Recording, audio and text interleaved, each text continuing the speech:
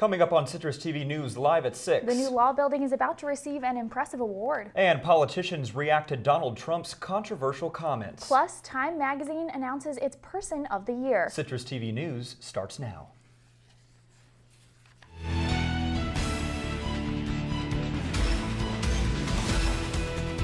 From the Citrus TV studios, this is Citrus TV News live at 6, your campus news leader. Good evening and thank you for joining us. I'm Hunter Saenz. And I'm Caroline Strange. Donald Trump's controversial comments about Muslims have caused widespread political debate. How it's affecting the refugee community here in Syracuse, that's our top story tonight.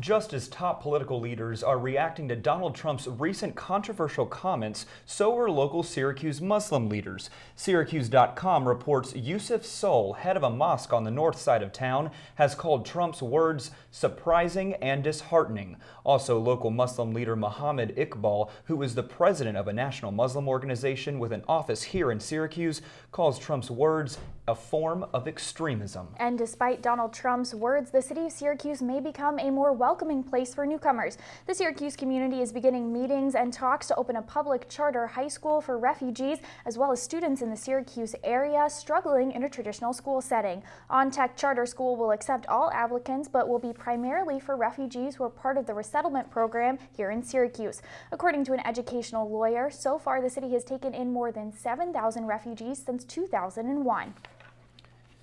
And already with a large refugee population, one group in Syracuse is making it clear it will always welcome refugees to the city. Citrus TV's Jacob Reynolds has the story. It is an issue that has started to dominate national conversation. Calling for a total and complete shutdown of Muslims entering the United States. Syrian refugees and the potential for terrorism have been linked hand in hand, but Interfaith Works in Syracuse harbors no such fears. We are not supporting any legislation that discriminates against refugees based on their ethnicity, their language, their religion.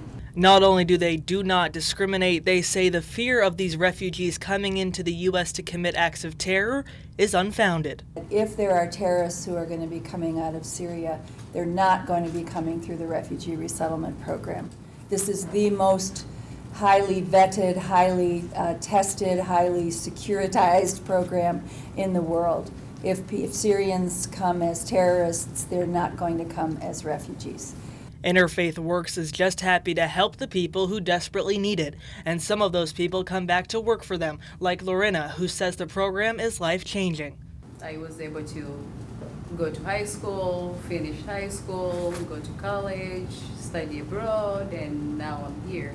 So that's a really great opportunity. Interfaith Works has placed one Syrian refugee in Syracuse, and right now there are no others coming. But that does not mean the group is going to stop trying. There is so much work to be done.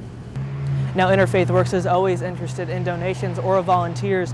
If you're interested in volunteering, you can come here in person, call on the phone, or look on their website. Donation information is also online. For Citrus TV News, I'm Jacob Reynolds.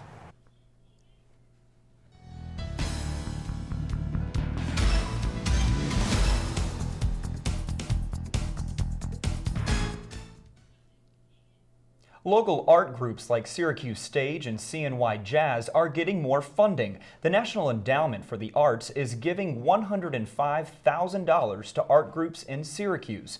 Lightwork, a visual arts center on Waverly Ave, is bringing home $50,000 for a new Artist in Residence program. The National Endowment for the Arts is 50 years old this year. SU's Deneen Hall is a leader in sustainability. The main building of the College of Law is on track to receive a LEED Gold certification from the United States Green Building Council.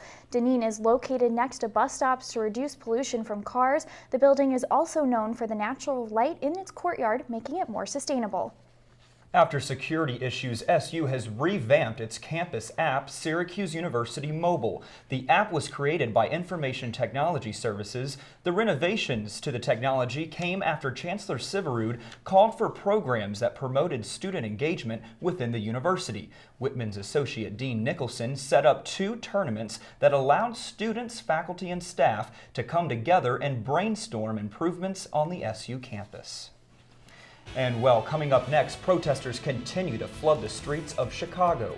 And the latest on the update on the smog crisis in Beijing. We'll be right back after the break, but first, here's Lindsay. Syracuse students saw quite a bit of sunshine today with temperatures in the upper 40s, even into the low 50s. Find out if snow will ever fall in my full weather forecast coming up.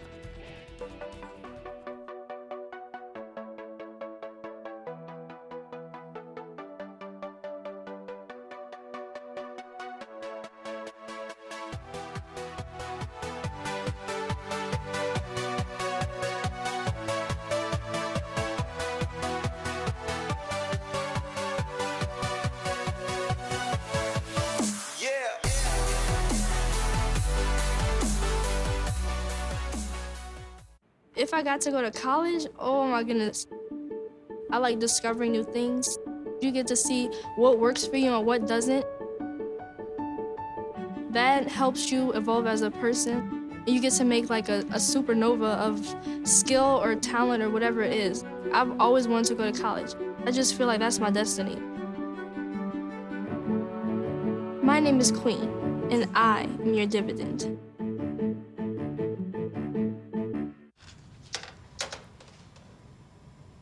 Wow, these are really good. You act surprised.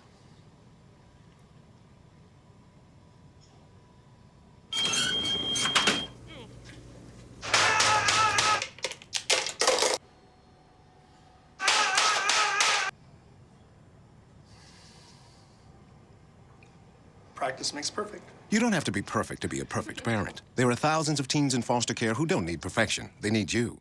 Pretty much a good day for me would be people leaving their hands off of me. I'm always called names.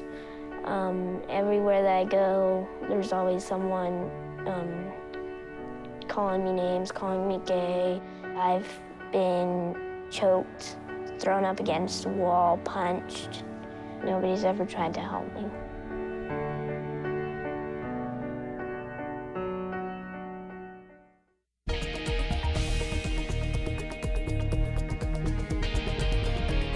Donald Trump continues to stand by his call to prevent Muslims from entering the U.S. Speaker of the House Paul Ryan, British Prime Minister David Cameron, and many others have been criticizing Trump for his words. Trump says banning a religion practiced by more than 1 billion people is something he wants to do because of the recent attacks in Paris and San Bernardino.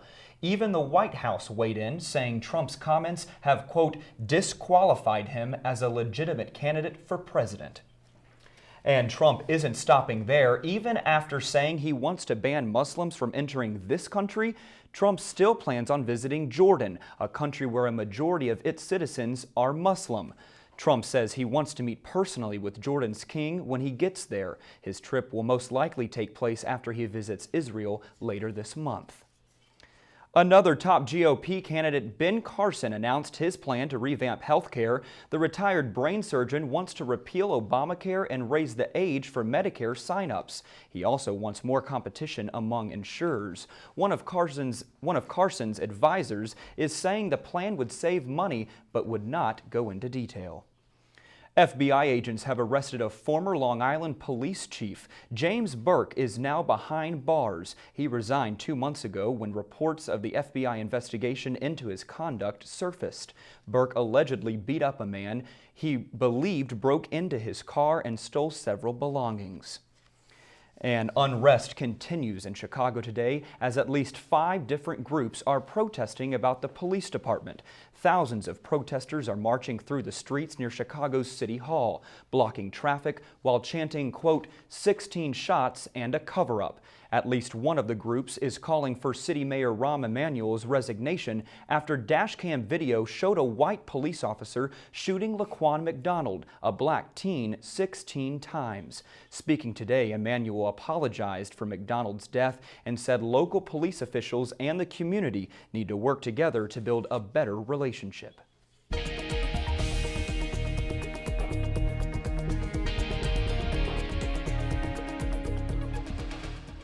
Donald Trump's controversial stance that the U.S. should bar all Muslims from entering the country could be impacting his business in the Middle East. In Dubai, a city where Trump has done business for decades, leaders there are taking his comments to heart. A one-time Trump supporter is now saying he wouldn't even let Trump into his office. In recent weeks, Trump's campaign has become increasingly anti-Muslim, including plans to monitor mosques and force Muslims to have specific ID cards. Despite losing the majority in Congress by a landslide, Venezuelan President Nicolas Maduro says he's committed to continuing the country's social revolution. In a speech last night, Maduro vowed to fight the opposition's agenda and further his own, though with a two-thirds majority, Congress can implement laws without Maduro's say-so. And in Afghanistan, 40 people are dead after a terrorist attack on an airport in a southern Afghan city. The attack was led by the Taliban and lasted more than 24 hours. Roughly another 40 have been injured, including one of the attackers. 9 Taliban members have also been killed in the attack. This follows the group's expansion in the country in recent months. And air pollution is causing major problems in the city of Beijing. For the last 3 days, limits have been placed on car use, construction sites, and factories to avoid increasing pollution any higher. People have also been urged to stay inside. Earlier this week, Beijing reached red alert levels of smog, the highest alert ever for the Chinese capital. Now let's head on over to Hunter and Lindsay to see what we can expect after the break. Hunter? Caroline, coming up, ICYMI fills you in on all of the hot topic news you may be missing, including who Time Magazine's Person of the Year is. But first, I'll have the rest of your week's forecast right after the break on CitrusTV News live at 6.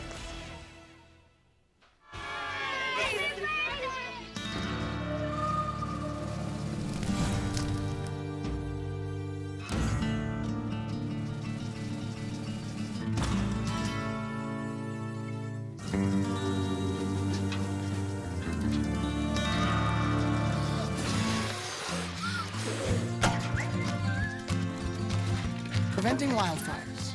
That's all Smokey wants for his 70th birthday. Thank you, dear. Oh, you're very supple. Just like I was at your age. Back then, I was a sex expert. Used to call me the buttered biscuit. I know about birth control, too. So you can ask me anything, baby. Bedsider.org has birth control information and a lot more. And it's... Have you had sex in this car yet? So they say it's a man's world? I don't see anybody's name on it. While they were doing their thing, we slowly changed our own. Today, women can do anything men can do. And there's one thing we're even better at.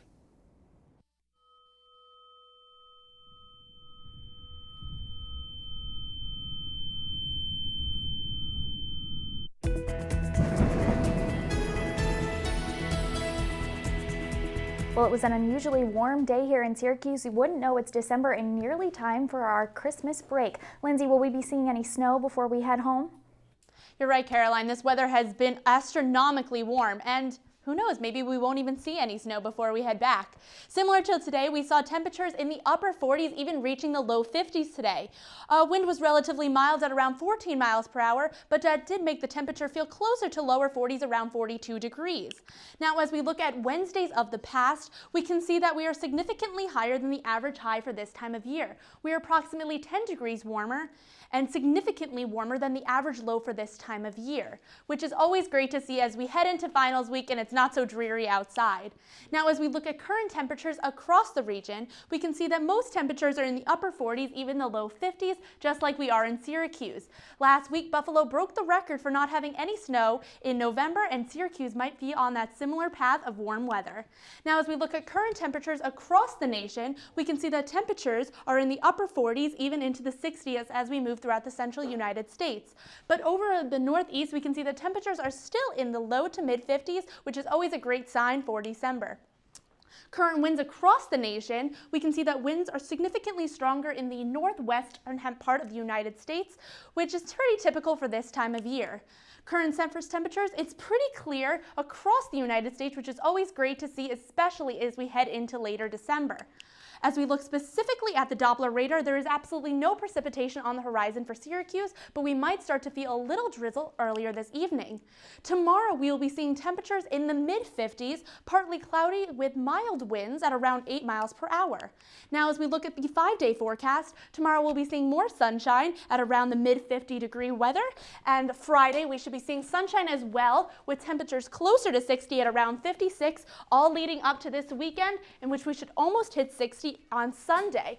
Although we will be seeing some rain later on, we hopefully won't be too bad, and it will be a nice start to your finals week. Now, Lindsay, we do have finals coming up, but some people might be heading home soon. Do you expect any travel delays with the rain on Monday?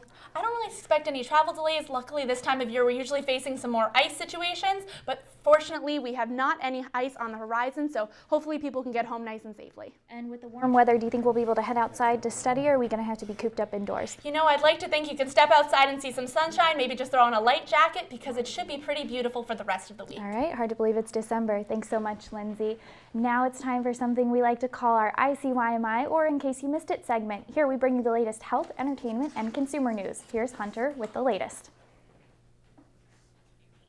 And drum roll please, Time Magazine's Person of the Year is German Chancellor Angela Merkel. In the last year alone, Merkel has managed the Greek debt crisis and taken the lead in the Syrian refugee crisis, with her country set to accept 1 million Syrian refugees by the end of the year. She's also the first individual female Person of the Year in 29 years.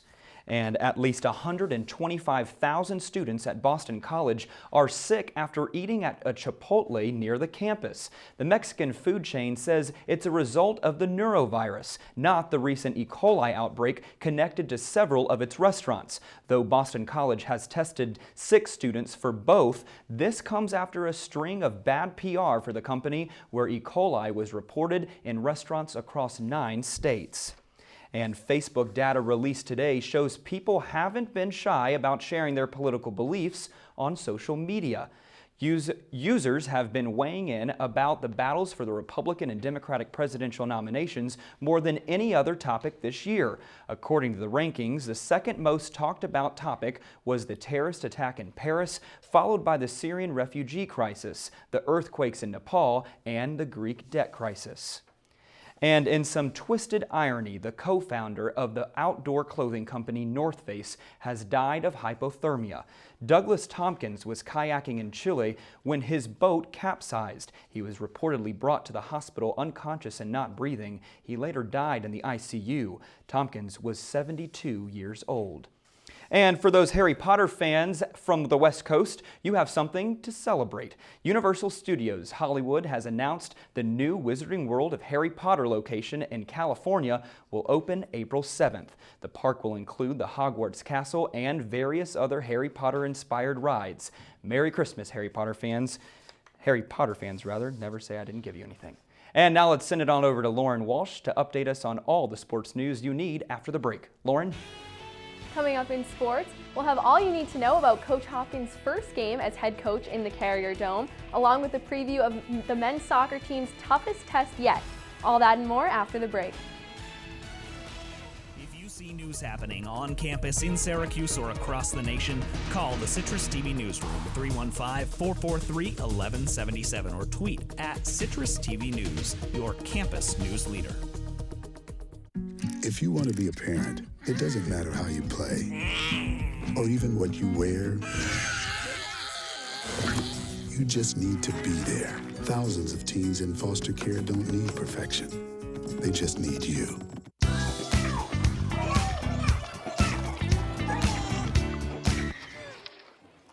Looks like it's done.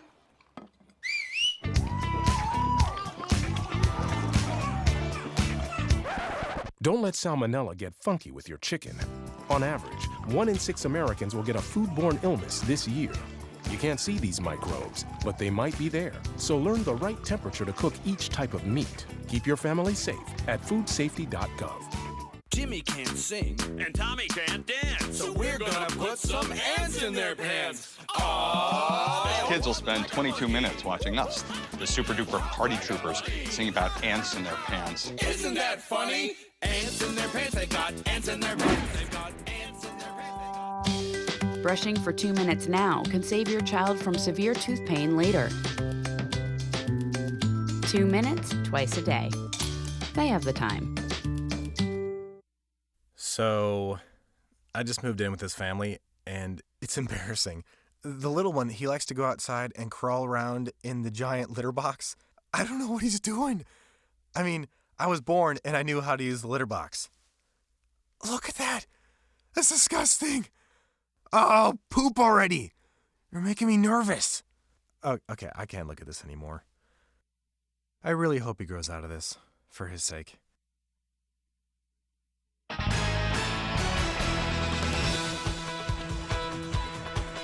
After the transition to Mike Hopkins as head coach and the disheartening loss to Georgetown, the Orange returned to the Carrier Dome to try and get back in the win column. The 'Cuse took on Colgate last night to try and snap its 2-game losing streak. And we start off with Trevor Cooney warming up. Colgate started off hot early. That's Sean O'Brien getting the layup from Austin Tillotson. They're up 7-3 over 'Cuse. Now Syracuse will go on a run here. A 3-pointer by Tyler Lydon, one of Syracuse's more versatile big men. And then Michael Benajay hits a 3 of his own. The 3s were falling for Syracuse last night. Now Frank Howard gets the steal here. He'll go coast to coast and finish with a dunk. Syracuse is up 22-11. That was part of a 21-3 Syracuse run. And now Roberson with the rebound on the fast break. Benajay to Malachi Richardson. He's been an outstanding wing shooter for Syracuse so far this year. And now just more 3-pointers for Syracuse. Trevor Cooney hits one of his own, and the assist to Roberson there. And now Dajuan Coleman with the dunk. That'll seal the deal for Syracuse. They win 78-51, and Carly Nevis has more on Coach Hopkins' first win. On the sideline all game, from coaching the guys on the floor to teaching the guys on the bench. And that all resulted in his first victory as interim head coach of the Orange, 78-51 over Colgate. I just want to get these guys better. This has never been about me. I'm happy for the guys that we won after losing 2 in a row. I'm happy that I get an opportunity to represent this great university and those kids. He means a lot to me. He's definitely helped me on and off the court, and I think he deserves it. He's been very, very patient with us, and he's worked us hard, and he's just been a great guy and a great mentor to all of us, and it's just nice to see him get a W. That's a great feeling. He recruited me, he recruited a lot of other guys, so we're all pretty close with him. And just to be out there getting his first win was pretty nice. But yeah, he's done a ton for us, for everybody. He's just an incredible guy, incredible person. So to be able to do this for him was pretty special. Next up, the Orange heads to the Big Apple to take on old Big East rivals St. John's in Madison Square Garden on Sunday. Reporting from the Carrier Dome, Carly Nevis, Citrus TV. And women's hoops takes the floor against Coppin State tonight, coming off a 64-49 win over Stony Brook. The stylish Coach Q and his squad also entered the game with a number 19 national rank in the AP poll. The ranking matches the highest slot in the poll in program history for the Orange. Syracuse also boasts a 5-2 record, with its only losses coming from ranked teams. Orange fans should keep an eye on number 1 Alexis Peterson tonight. The junior guard leads SU with points, with an average of 15 points per game and 26 total steals on the season. Tip-off is set for 7 o'clock in the Dome tonight. Football may be over for the Orange, but the boys aren't going unnoticed in the eyes of ACC coaches. Senior punter Riley Dixon and wide receiver Brisley Esteem were named to the coaches' All-ACC team today. Dixon was named to the All-ACC second team, averaging 44 yards per punt this year. Esteem earned honorable mention as a return specialist with a second in the nation average of 18 yards per punt return. Syracuse's other football team isn't quite done for the season. The men's soccer team is headed to Kansas City to play Clemson in the Final Four for the first time in program history. Sophomore midfielder Julian Boucher has come a long way from last season to get to this point. I think I got way more responsibility this year than last year. Last year I came into a team which already was functioning the whole time. I just did my job and helped out and didn't really care that much about scoring. And this year was one thing we worked on over the summer and in the winter last year. It worked out pretty well. The coach gave me more responsibility, and then looks like that it was a good thing. All right, now Lauren, you just said the men's soccer team in the Final Four for the first time in program history. They're up against Clemson, who they've lost to and also won a game against. What do you think we're going to see from them? I think this is going to be a very, very close match. And Coach Ian McIntyre has said all season, a lot of times the team that comes out on top scores in either the first 5 minutes of the game or the last 5 minutes of the game or the half. So I think that's what you should be looking for. An early start from Syracuse. That's what they've done in a lot of their better wins this year. And I think if they do that, they'll come out on top. Talking about men's basketball now, Coach Hopkins will be in for the remainder of winter break, at least until Boeheim returns. We have St. John's coming up and Cornell. How do you think the Orange faces off against them? I think Hopkins is coming into his own a little. He's said, the players have said that he's ready for this, he's prepared, but it's totally different once you're in that role, taking the reins. And I think we've seen some good things from him so far. And I think that it's going to be a pretty good run for Hopkins, and I think we're going to see a couple more wins coming our way for Syracuse. Sounds good. We'll be in good hands after Boeheim then. Lauren, thanks so much. What will you be wearing to class tomorrow? Lindsay will have the answer. And if you can't get enough of Citrus TV, well, we're on OTN until 8 p.m. Stay tuned for On the Bench, Syracuse Unpeeled, and Noticias. We'll be right back.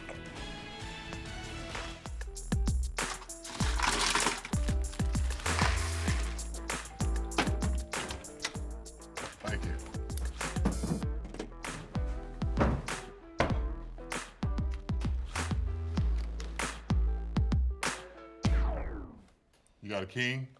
Go fish! The smallest moments can have the biggest impact on a child's life. Take time to be a dad today.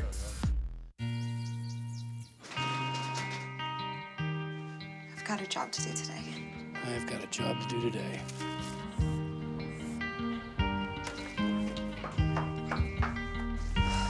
Have a good first day at work, Mom. Your donations to Goodwill fund job training programs right in your community. Feels good to start fresh, right? Sure does. And like that, you're a job creator.